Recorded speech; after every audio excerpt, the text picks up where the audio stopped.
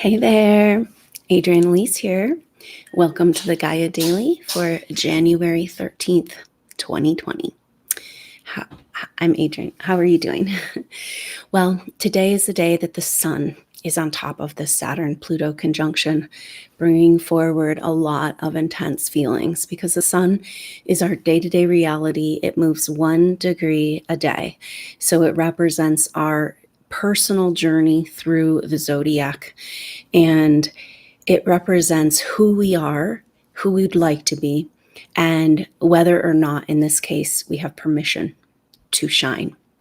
So the feeling that's coming forward around this sun with Saturn and Pluto is an epic energy of the time that we live around a choice that we are all making of whether or not we're going to just succumb to stay in the lower matrix and remain as food source and a worker drone for the system, or are we going to come into who we really are? Because right now the moon is in Leo for most of the rest until tonight, and coming to this end degrees of Leo, the moon is like, what are we doing here? And the sun is like, what are we doing here? It's like the Saturn Pluto conjunction hitting home into our everyday life, bringing up deep and intense feelings about our permission to shine and be who we are. And what are we here for anyway, right? Are we here to be a product of some lower matrix technological nightmare, or are we here because we're so much bigger? Now, that's the deal, is that the reality that's hitting home for us today is where we've been living this very small percentage of who we really are, in survival mode, going along with the system just to get by, and feelings of frustration around that.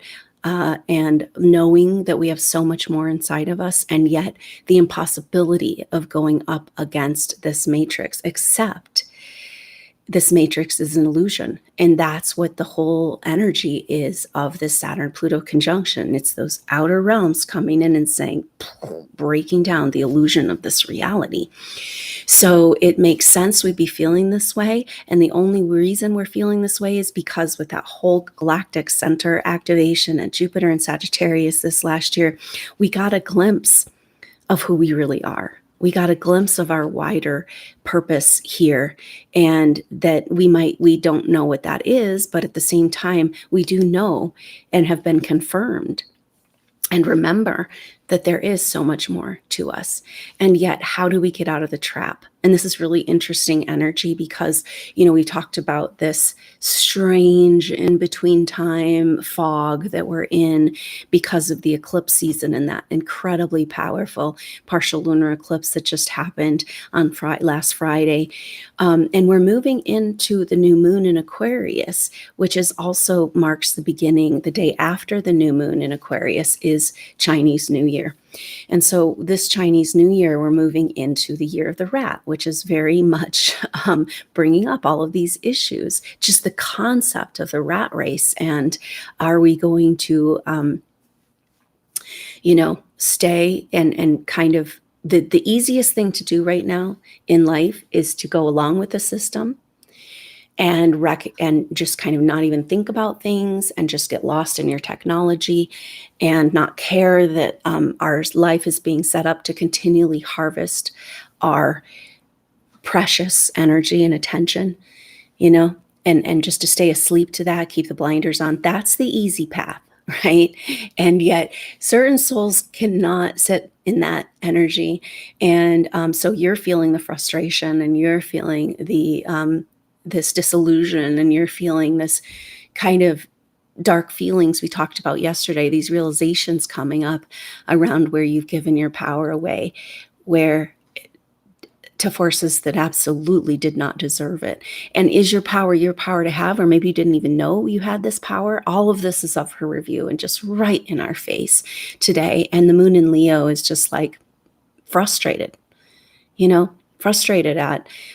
So Saturn, the energy of Saturn can bring forward an energy of karma limitations. It's that physical reality that's in the way, the cumbersome energy of kind of authorities, energies, everything that's on the table right now.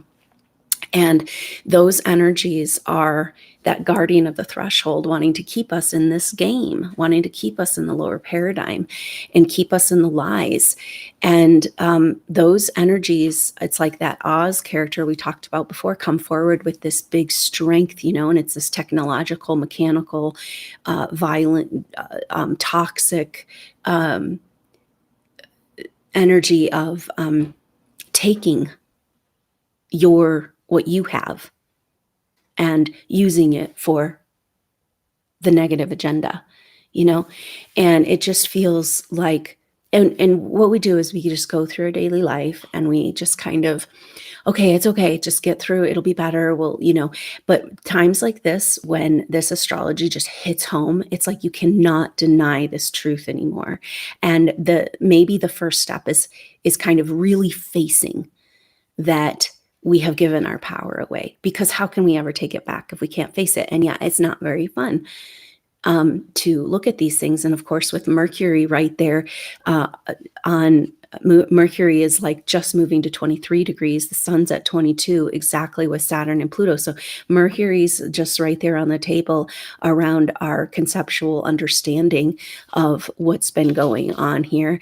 And the sun is just like feeling in chains, coming into this Saturn Pluto conjunction, and maybe the light coming on these chains, and where we've allowed ourselves to be in chains based on that Mercury energy, conceptual reality, right? So this is the trick. It's like it's all held in place by concepts and lies and our psychological brain, which is our psychological brain is actually part of the agenda, is to hook us all up into a mainframe computer.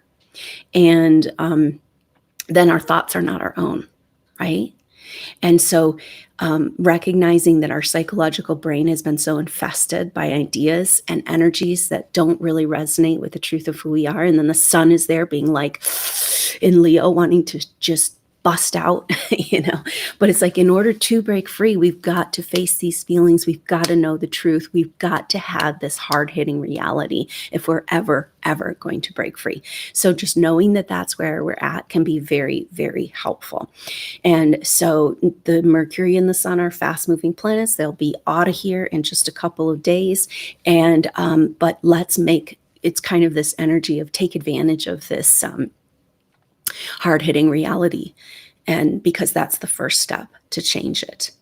Now, it's interesting because we've been talking about how this period of time that we're in is outside of, it's kind of a void of course feeling, because we've had that really intense like gong going off of these eclipses, and we're just kind of like, and then we've got Saturn Pluto conjunction, which is this intensity. The Saturn Pluto conjunction represents, because they're outer planets that move slow, coming together means huge historical changes. We don't know what those are because we're right in the middle of it, but we're going to look back at this time and be like, whoa, that's what was going on in January 2020, and so, but the other thing that's going on is that we've had like 6 weeks, 2 months of incredible transit after transit, meaning angular relationships between the planets. And we're in a weird period of time where, we've got still Jupiter close to the South Node conjunctions, these powerful conjunctions, Saturn, Pluto, Mercury, Sun, but no oppositions or squares or sextiles or anything else going on, And so it's like we're just in this soup of intensity, Now, it's interesting because the next transit we're just starting to feel, and it's actually a very sweet and beneficial transit, and it's a minor transit, which we wouldn't normally feel if there was other squares and oppositions going on. But this is Venus tomorrow moves in to the sign of Pisces. And so Venus is going to be coming into a sextile with Uranus in Taurus. And we talked about, Uranus just turned direct. So this is the first planetary transit since Uranus turned direct. And with all this other astrology, Uranus direct is huge energy because it's like, yep, we got to go into the future. And what future are you creating? Right? That's kind of this energy of Venus moving into Pisces. What are we dreaming? Are we going to stay in this lower nightmare? Or are we going to take it up a notch? Right? And like get the heck out of Dodge of this lower just trap of reality. Right? And so it's a very potent message saying, because sextiles have this energy of like creative solutions, we can figure this out, we can work together. And so Venus and Pisces is like a creative, speaking of dreaming a new dream, reevaluating our vision of what we want. And maybe that's why we have to have this hard-hitting truth, because Venus and Pisces is asking us to dream a new dream and evaluate our love, what love is, and where we've been putting our energy, which, because we know that the energy that rules the whole universe, that runs everything, that holds the planets in their amazing, configuration and all in balance, is love, right? And yet we're stuck in this lower trap where the only love, so-called love, is like where people are feeding on each other because nobody's connected to their own source. And so it's like, for those of us who are trying to be in our own light and trying to be present with our spiritual presence, it's like a minefield out there. And so this is a powerful energy because as we move in to this new moon, and I'll be putting out a video about this here soon, about this new moon in an Aquarius that starts Chinese New Year, and it completes the eclipse cycle, right? So it's powerful that Venus is coming in the sextile saying, oh yeah, we're moving into, we got to check out a new paradigm. We got to put our energy. See, when we have to face a hard-hitting reality, but we also have to pay close attention to where we're putting our energy. And the more we're feeding the lower psychological mind, being in the battle, being in the frustration, right? And it's like we're being asked to put our attention on on that new, better paradigm. We've got to put our energy there. And that's the way we keep it from being food for the lower paradigm. It's not easy, and we have to face the truth too. So it's kind of a dance that we're doing. But for the new moon in Aquarius that's coming up on the 24th, Venus is in transit to almost all the planets. Like, it's weird. It's like Venus is like on center stage, and Venus in Pisces. And so Venus is saying what this is about. The message is kind of around taking it all to a higher octave, particularly our regular, everyday love relationships, which Venus rules. But in Pisces and the activation that Venus has gone through, it's a message around a higher octave of love, and that maybe that's the key. And until we can get to a more unconditional love, I mean, of course, we need our boundaries because we've got feeders everywhere out there, right? But we also have to, but maybe that's all about pushing us into our union with this higher love of what really matters and what really fuels us and what really is the source of all, which we have access to. And so, this higher universal love is on the table, and a big, huge concept that's coming forward in this new moon in Aquarius, that's what the new paradigm is about, and taking our lower familial, intimate love of everyday love and raising that in octaves into that universal love. And that has so much to do with the greater purpose of these souls that are on the planet right now that are not content to stay in the lower trap. So that's you if you're listening to this. And so hang in there. And again, it's like the message is just like, it's so intense. You want to be present with this. Whatever's happening, use it, because it's, even if it's negative, it's trying to get you out of the trap and trying to get you out of the game and trying to bring you into that higher octave of love, which is the truth of who you are and why you came to this planet. So I look forward to seeing you. And I keep forgetting to mention that Saturn and Pluto come back together at 23 degrees from the 20th to the 22nd. So I'll be doing daily videos for those days as well.